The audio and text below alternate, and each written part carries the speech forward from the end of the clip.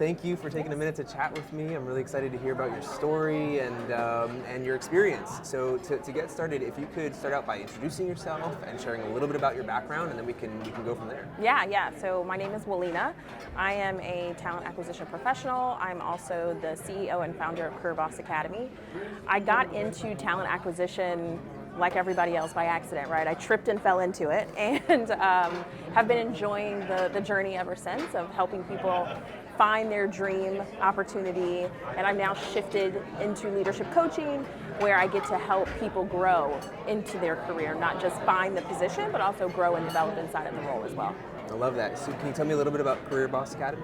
Yeah, so it's a leadership development organization where we go into organizations and train their leaders, whether it be up and coming leaders, existing leaders, senior leaders, C-suite executives, things of that nature, and help them to bridge the gap. A lot of times there's that disconnect of conversation between individual contributors and senior leaders because they've not been individual contributors in a while, so they don't relate, and there's that disconnect.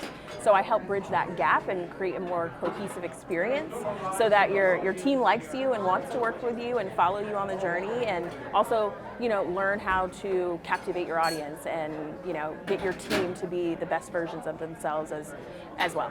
So I'd love to dig into that a little bit. What are some of the skills and strategies, tactics that you help leaders try to embody and understand in order to become better bosses? Yeah, I think one of the main things that people miss out on when it comes to leadership is they think they have to be perfect. Right? They think that we can't make mistakes, we've got to just be this perfect Pollyanna. And I go into organizations and talk to them and teach them about bring your humanity into the space, right? We as individual contributors want to connect with you, but if there's such a large bridge in between, people won't be able to relate. They won't want to follow the journey. So one of the main things we talk about is bringing that level of just being yourself. It's okay to make mistakes in the role. It's okay to allow your team to make mistakes in the role. That's a part of the growth. So just the ability that's one of the main things we talk about is bringing in that piece of just being yourself.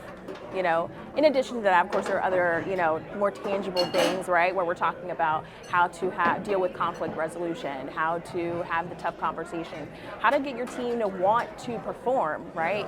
We're shifting now from pandemic, at home, isolation, all of those things.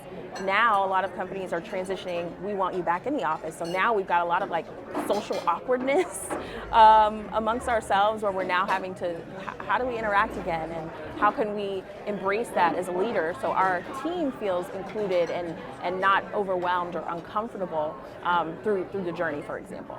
And are there some tactics that leaders can use? I would imagine that there's a spectrum that you want to operate in, and you don't want to go too far over, because then you're starting to overshare and maybe create an uncomfortable environment. Mm-hmm. And then obviously if you go too far in the other direction, you feel cold and distant and authoritative. Yeah. How should a leader kind of get a sense of where those boundaries are and where they should be operating? I think there's of course that need to know basis, right? Yeah. We're not trying to have moments where we're oversharing and the ship is, we're floating on thin air, y'all. We're not trying to have moments like that, right? But we do want them to know what the plan is. Many individual contributors go into a company and they don't know what the vision for the organization really is.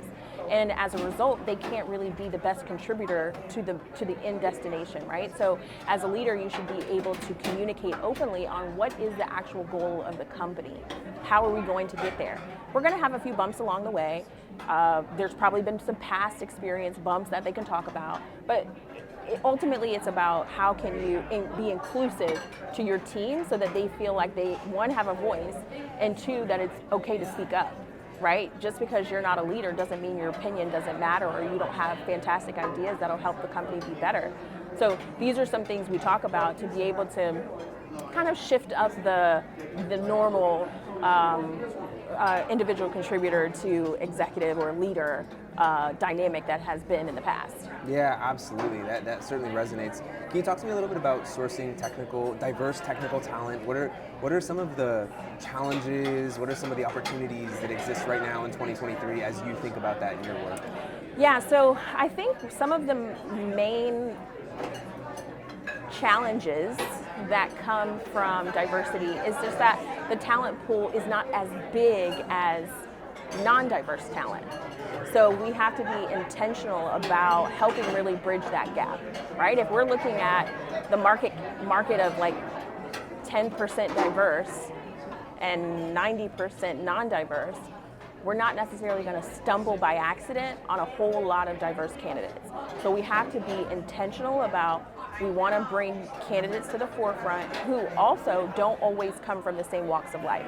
They may not have the MIT experience, college degree. They may not have worked at your big FANG companies, but that doesn't mean they're not thoroughly qualified for the job to do it.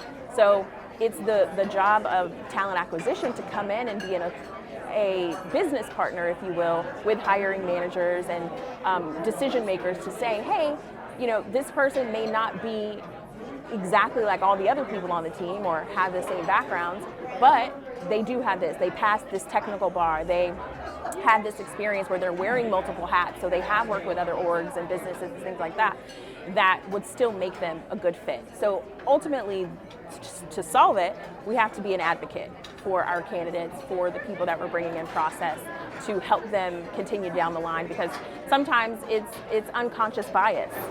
It's not intentional, we know that, right? Sometimes it's just we tend to gravitate to people that we're comfortable with. And if we're not comfortable around different people, we're missing out on great opportunities and great candidates. Yeah, sure. And so when you think about diversity in your work in general, what constitutes diversity? I think, I have a lot of conversations here today, and people talk about it a lot of times in the context of demographic diversity. Are there other ways that you're thinking about diversity? Like, when you think about, hey, I want to help build a more diverse talent pipeline for an organization, what does that mean to you? It really depends on the organization, right? Yeah. Because one organization may be a strict line of 50-50 men versus women. So maybe they don't have the same need of more women, or vice versa, whatever. So it really depends on the individual organization. It could be race, ethnicity. It could be how do you classify yourself. It could very well be race or gender. It could be, veteran. It could be disability specific. It really depends on the organization. So what is it that you love about what you do? Helping people, right? I started my career as a preschool teacher. And so when I started my career, I got excited about teaching children to read. The excitement in their eyes, the excitement that their parents had, like, oh my gosh, my kids can read now, they're 3 and can read, right? And so now I get that same excitement. I finally found it in this space, because I'm having conversations with a lot of leaders who have been doing the thing for several years, but still suffer from a little bit of imposter syndrome, right? But once we have these conversations kind of in that coaching space, I'm able to shift their perspective on how they even see themselves. And the light that sparks back on when you realize, I am a great person, candidate. I can do the job. I am qualified. I do belong. I do need that pay increase, or all of the things that a lot of people don't typically advocate for themselves on, because they think it's like, I don't want to be tooting my own horn too much, or I don't want to be selfish, or I don't want to brag.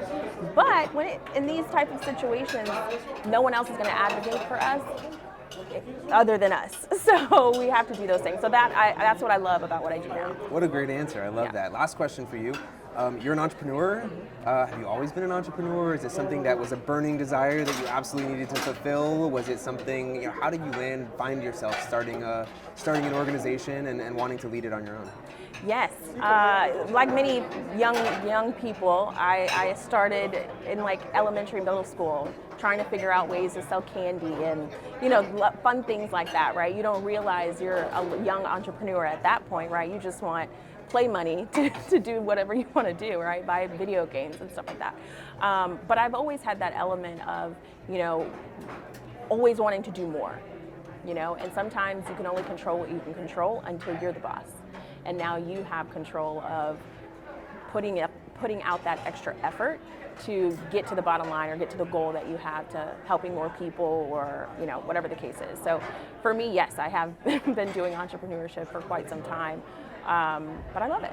It's great. I can certainly relate to that. Thank you for taking a minute to chat Thank with me. I you. really appreciate this, and I'm looking forward to seeing you around the conference. Yes.